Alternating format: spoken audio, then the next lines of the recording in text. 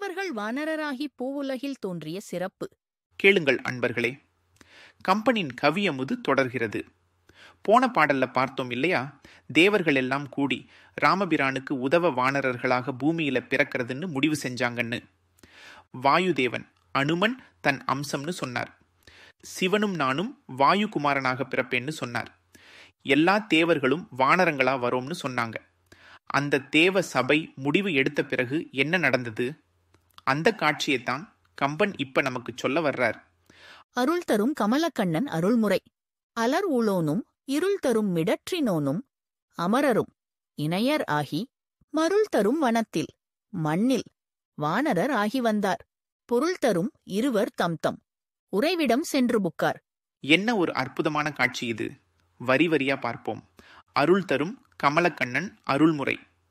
அருள் தரும், அதாவது கருணை நிறைந்த, எல்லோருக்கும் அருள் செய்கிறவர். கமலக்கண்ணன் தாமரை மலர் போன்ற கண்களை உடையவர். யாரு அது? நம்ம திருமால். அவரோட அருள்முறை, அவரோட திட்டப்படி, அவரோட கருணை திட்டப்படிதான் இந்த காரியமே நடக்குது. ராமபிரானாக வந்திருக்கும் திருமாலின் திட்டப்படிதான் எல்லாமே நடக்குதுங்கிறதை முதல்லையே சொல்லி உறுதிப்படுத்துறார் கம்பர். அலர் உளோனும் இருள் தரும் மிடற்றினோனும். அலர் உளோன், அலர்னா தாமரை. தாமரை மலர்ல இருக்கிறவர் யாரு? பிரம்மதேவர். இருள் தரும் மிடற்றினோன், இருளான கருத்த கழுத்தை உடையவர்.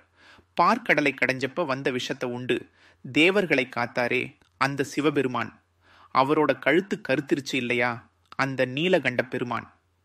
அப்போ திருமாலோட திட்டப்படி பிரம்மாவும் சிவபெருமானும் அமரரும் இணையர் ஆகி, அமரரும் மற்ற எல்லா தேவர்களும் தேவதைகளும் இணையர் ஆகி, அதாவது இவர்களைப் போல இந்த திட்டத்துக்கு உடன்பட்டு இந்த முடிவைப் போல மருள் தரும் வனத்தில் மண்ணில் வானரர் ஆகி வந்தார்.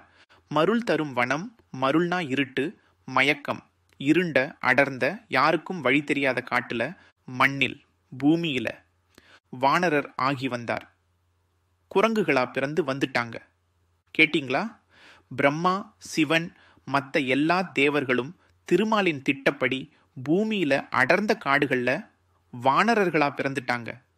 என்ன ஒரு தியாகம், என்ன ஒரு அர்ப்பணிப்பு! மூவுலகையும் ஆளும் தேவர்கள் ஒரு காரியத்துக்காக இப்படி வானர உருவம் எடுக்கிறாங்க. அப்புறம் என்ன நடந்தது? பொருள் தரும் இருவர் தம்தம் உறைவிடம் சென்று புக்கார். பொருள் தரும் இருவர், இங்க முக்கியமான 2 பேர் யாரு? மேலே சொன்னாரே, பிரம்மாவும் சிவபெருமானும். அவங்க தான் எல்லாருக்கும் பொருளானவங்க, அதாவது முக்கியமானவங்க, போற்றப்படக்கூடியவங்க. அவங்க 2 பேரும் தம்தம் உறைவிடம் சென்று புக்கார். அவங்கவங்க இருப்பிடத்துக்கு, அதாவது பிரம்மலோகத்துக்கும் கைலாயத்துக்கும் திரும்பி போயிட்டாங்க. என்ன ஒரு நேர்த்தியான கவிதை! தேவர்கள் எல்லாம் வானரர்களாக பூமியிலே அவதரிக்கும் மகத்தான திட்டம் நிறைவேறுகிறது. திருமாலின் அருளால் பிரம்மா, சிவன் உள்ளிட்ட எல்லா தேவர்களும் காட்டுல மண்ணுல வானரங்களா வந்து பிறந்தாங்க. இந்த திட்டம் முடிஞ்சதும் முக்கியமான பிரம்மாவும் சிவபெருமானும் அவங்கவங்க இருப்பிடத்துக்கு திரும்பிட்டாங்கன்னு கம்பன் எவ்வளவு அழகா, சுருக்கமா, ஆனா முழுமையா சொல்லி முடிக்கிறார் பாருங்க. இப்படி தேவர்கள் அனைவரும் வானரர்களாக பூமிக்கு வந்து காத்திருக்க, இங்கேயோ தசரத சக்கரவர்த்தி புத்திர பாக்கியம் இல்லாமல் வருந்திக் கொண்டிருக்கிறார்.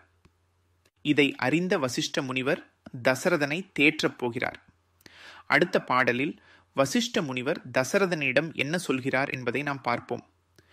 இந்த தெய்வத் திட்டம் எப்படி மேலும் விரிவடைகிறது என்று பொறுத்திருந்து காண்போம்.